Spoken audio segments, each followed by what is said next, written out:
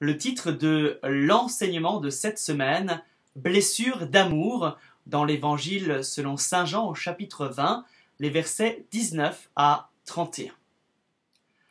Comment Marie-Madeleine a-t-elle reconnu Jésus ressuscité? Elle l'a reconnu quand il a prononcé son nom, Marie.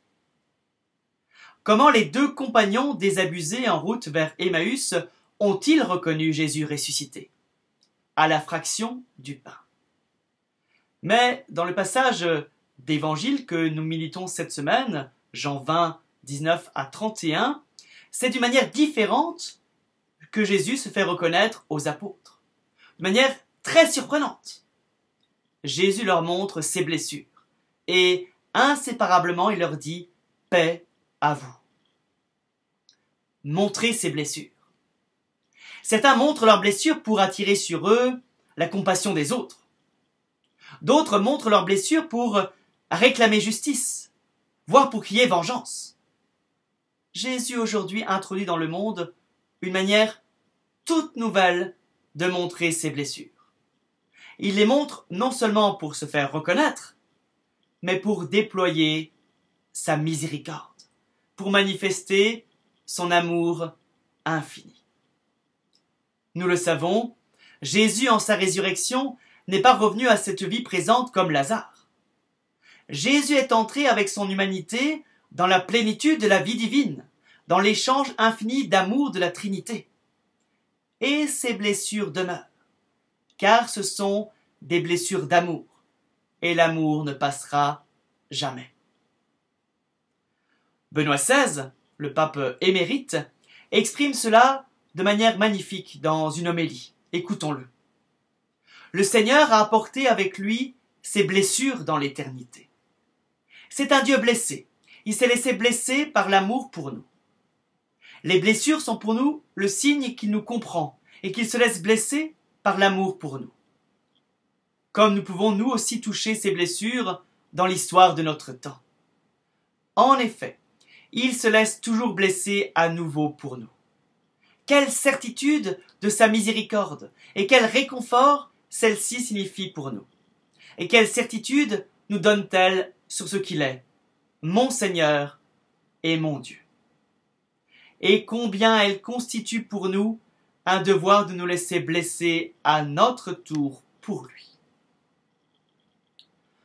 Nous ne savons que trop que l'Occident, pourtant ensemencé d'évangiles depuis plus de 20 siècles, connaît aujourd'hui une nuit morale et spirituelle.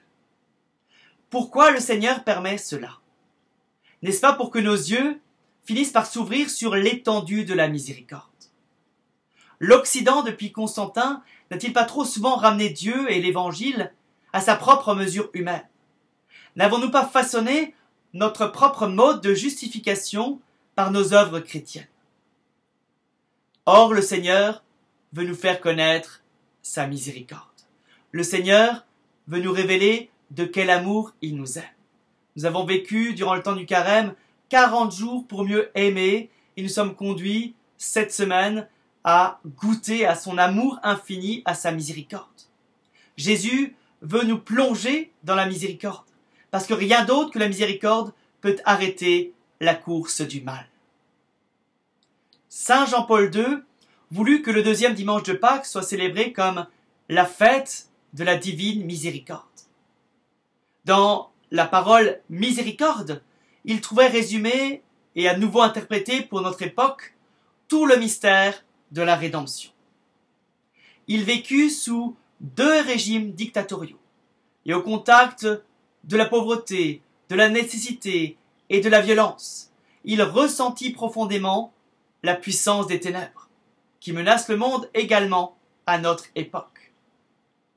Mais il fit également l'expérience, avec tout autant de force, de la présence de Dieu qui s'oppose à toutes ses forces à travers son pouvoir totalement différent et divin, avec le pouvoir de la miséricorde. C'est la miséricorde qui met une limite au mal. Aujourd'hui, dans l'évangile que nous méditons, le Seigneur nous redit ce qu'il disait à Thomas. « Porte ta main et entre dans mon côté. Entre dans ma blessure. pénètre dans ma plaie ouverte. C'est là que jaillit la miséricorde pour le monde entier. C'est là que se trouve la paix. Dans le journal de Sœur Faustine se trouve cette parole de Jésus. L'humanité ne connaîtra pas la paix tant qu'elle ne se tournera pas vers la source de ma miséricorde. Aussi, pouvons-nous nous interroger cette semaine. Ma présence de chrétien dans le monde, ma présence de chrétien au milieu de mon oikos, notre présence à tous, est-elle une présence de miséricorde? Est-elle une présence de l'amour infini de Dieu? Ma vie annonce-t-elle la miséricorde de Dieu? Mon témoignage, mon désir d'évangéliser, est-ce que c'est une annonce de la miséricorde de Dieu?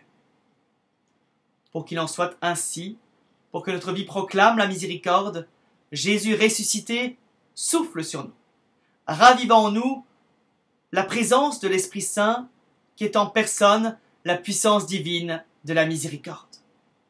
Jésus souffle sur nous. C'est un vent de fraîcheur, la fraîcheur de la résurrection, qui chasse les nuages noirs de la tristesse et de la culpabilité pour nous rendre au soleil de la miséricorde du Père. C'est un vent puissant qui effectue en nous, peu à peu, un merveilleux travail d'érosion éolienne pour qu'apparaissent en nous les sentiments mêmes de Dieu. Voilà ce qui se déploie en ce temps béni de Pâques. Nous avons mis 40 jours pour apprendre de quel amour Dieu nous aime, pour apprendre un peu mieux qu'il nous aime. Maintenant, c'est à nous d'aimer mieux. Que le Seigneur vous bénisse, qu'il vous donne de goûter à sa miséricorde, qu'il vous donne d'en témoigner.